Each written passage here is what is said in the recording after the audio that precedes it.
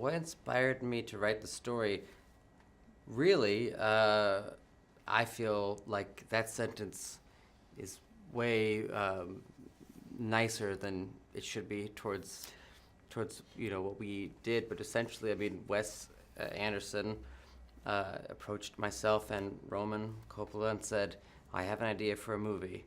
Stop motion, dogs, they're all alpha dogs, and he named each dog. And then he said, and a garbage dump. And he said, that's all I have. But would you like to help me try to figure it out? And that was inspiring. I mean, that's inspiring when someone who you love and admire so much wants to work with you. And also it's inspiring for someone to have an idea or an inkling or a feeling about something and then follow it all the way to the end. That becomes inspiring too when you know what I'm saying? Because I know a lot of people that have ideas and they hardly finish any of them. And for Wes, this was many years, 5 years, and of just kind of pursuing something relentlessly.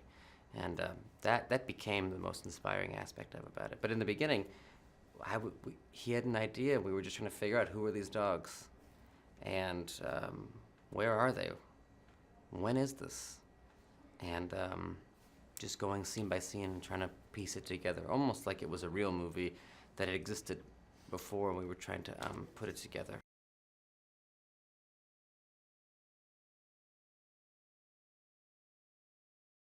I mean, the concepts that is the writing process I mean, for instance, we didn't know about Atari, our young boy hero, until he crashed into the scene.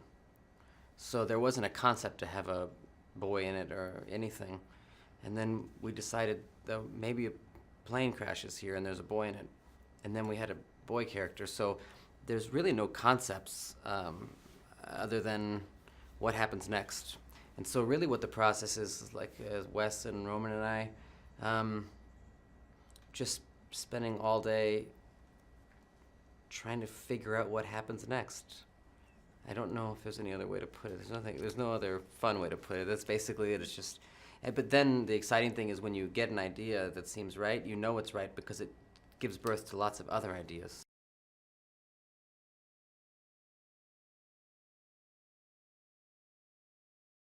I could only say just as much as anyone else who didn't do anything in terms of the visuals, how mind-blowing it is to see. I mean, we've been watching the movie over the years now, and in pieces, and I still notice things that I didn't know before. Someone references something, and I pretend like I knew it was there, but I didn't.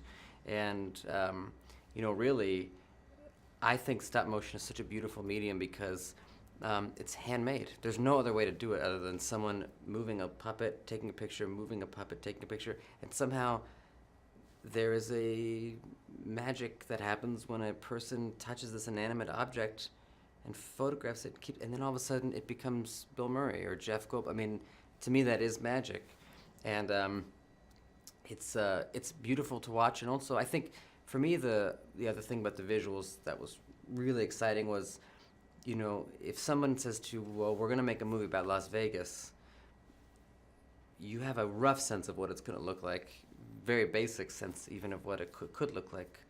But when we're talking about Trash Island and we're piecing it together, there are times when Wes and Roman and I are sitting there talking about it, but I have no idea what the other person is imagining. Do you know what I'm saying? I don't know what our common ground is, and so no matter how much you describe it. So really the ultimate thing is Wes as the filmmaker following what he believes it's going to look like. But truly until I started to see some of the sets being built, it was totally, I could have been imagining something completely different. I was imagining the exact same movie though, so that was cool. But but just when I saw it, it was an exhilarating moment because that's really the first time we got to see, what we were talking about for real.